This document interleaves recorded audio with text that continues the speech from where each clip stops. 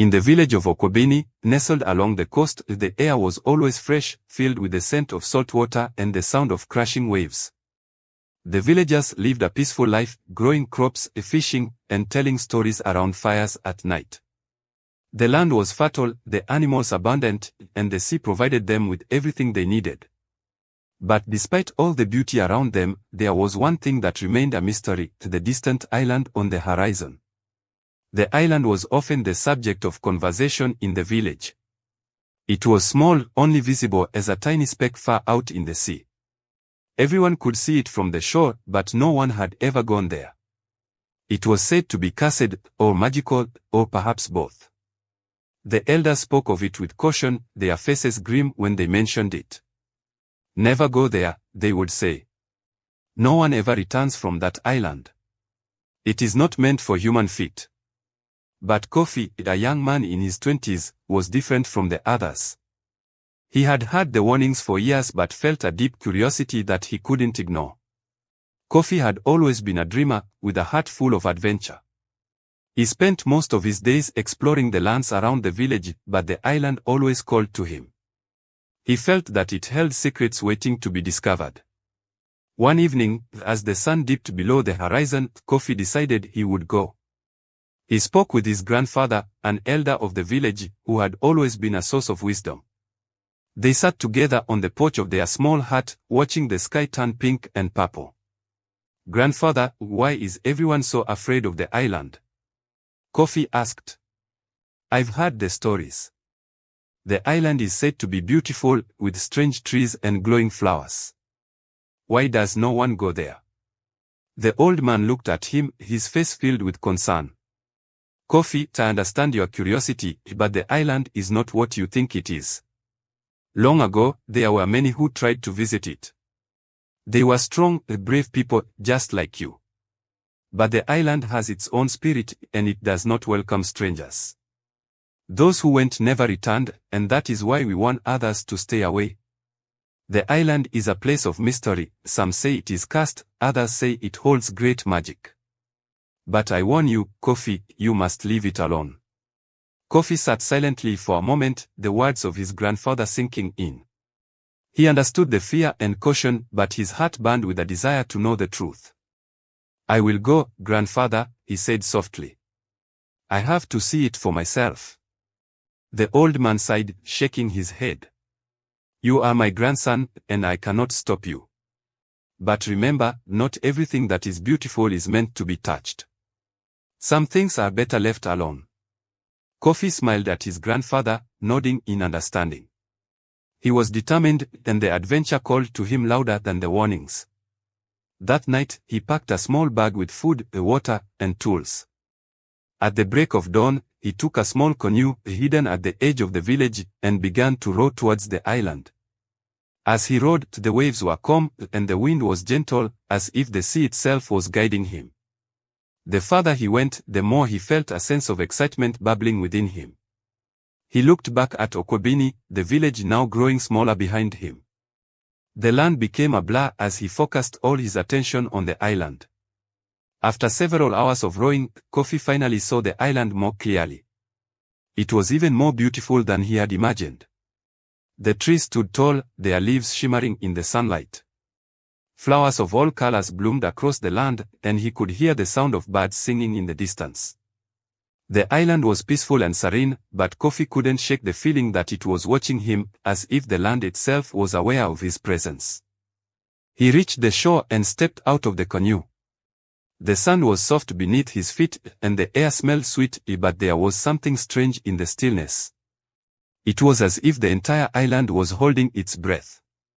Kofi hesitated for a moment, then decided to explore. As he walked deeper into the forest, he marveled at the towering trees and the vibrant plants.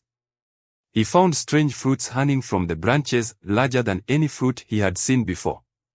He tasted one, and it was sweeter than honey, bursting with flavor. He felt like he had discovered a paradise, a place that no one else knew about. But as he ventured further, the sense of peace began to fade. The deeper Kofi went into the island, the more the air seemed to change. It became heavier, colder, and the light from the sun began to dim. Strange sounds filled the air, whispers on the wind, like voices from the past. Kofi's heart began to race. He stopped for a moment and looked around. There was no one in sight, but he felt as though something was watching him, following him. He walked for what felt like hours, until he reached the top of a hill. From there, he could see the entire island spread out before him. It was a breathtaking sight, but there was a dark beauty to it. The island was full of strange, glowing flowers, and the trees seemed to sway on their own, even though there was no wind. The longer Kofi stood there, the more unsettled he felt. Suddenly, he noticed something strange, a large stone altar hidden in the trees, covered with vines and moss. He walked towards it, curious. As he reached out to touch it, the ground beneath him shook. It was a slight tremor, but enough to make Kofi step back. The island seemed to be reacting to his presence. Before he could turn around and leave, the sky darkened.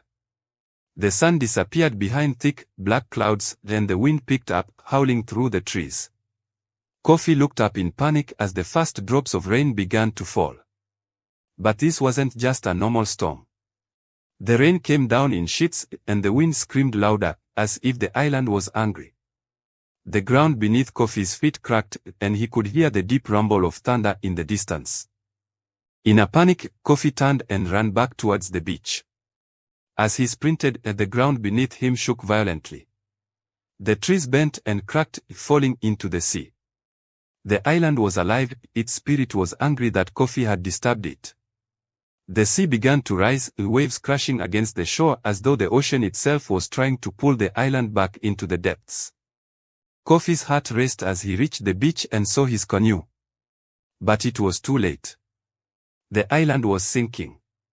The sand beneath his feet began to sink as well, pulling him down with it. He scrambled into his canoe, paddling as fast as he could, but the ocean was relentless. The island was disappearing, and he couldn't escape the storm. The sky was pitch black now, with only flashes of lightning lighting the way. Kofi rowed with all his strength, but the waves kept pushing him back.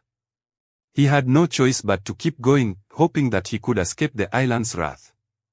As he looked back, he saw the last of the trees disappear beneath the waves. The island was gone, swallowed whole by the ocean. Kofi continued to row for hours, exhausted and terrified. His body ached, but he couldn't stop. The storm raged on, but slowly, the wind died down, and the rain stopped. The sky began to clear, and the sea calmed. By the time the storm had passed, Kofi was so weak he could barely hold the oars. As the first light of dawn touched the horizon, Kofi finally saw the village in the distance. He had made it back, but he was changed. He had seen things no one else had ever seen, and he knew that the island had been more than just a place, it had been alive, and it had been hiding something. Something powerful. When Kofi reached the shore, the villagers rushed to greet him. They had feared he would never return, but he had come back, though he was not the same. He told them everything, about the island, the strange altar, the storm, and the island sinking into the sea. No one could believe him, but the fear in their eyes was clear. The island had been a mystery, but now, it was gone forever. Years passed, and the story of the island faded into legend. No one ever spoke of it again, for the island was gone, and with it the mystery. But in the hearts of the villagers, the memory of the island remained. Some believed it was a warning, others thought it was a gift. But no one ever tried to find it again, for they knew that some things were better left alone. And so, the island became just a story. A tale of mystery, beauty, and danger. The people of Okobini learned that some things in life are too powerful to understand, and some mysteries are never meant to be solved.